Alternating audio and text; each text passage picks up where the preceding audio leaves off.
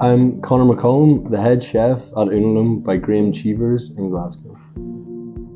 Today I'll be making a dish using British lion eggs, which will be a wild garlic velouté with lardo, Wye Valley asparagus and poached hen's egg. So the first step is to poach the egg. Firstly, crack the egg into a ramekin.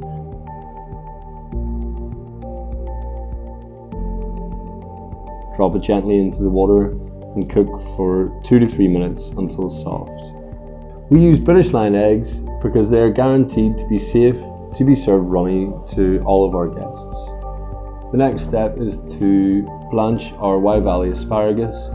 We do this again in a pot with rapidly boiling salted water. We drop the asparagus in, cook for around 2 minutes, checking that it's tender, and refresh in ice cold water. We finish the asparagus in an emulsion of unsalted butter and water. Finally, we heat up our wild garlic velouté until piping.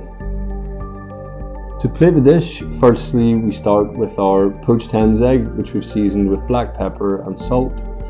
Around the side of that we have our blanched emulsioned Wye Valley asparagus, some pea tendrils, some herbs that we've grown in our Evo Grow, and some edible flowers. Also some lardo, decolonata.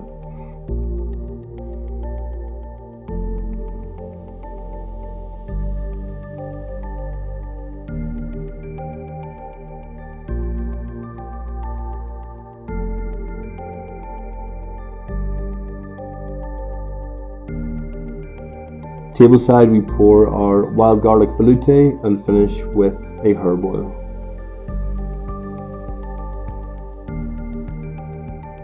And there we have our dish of poached hen's egg, Wye Valley asparagus, wild garlic velouté and lardo decolonata using British lion eggs.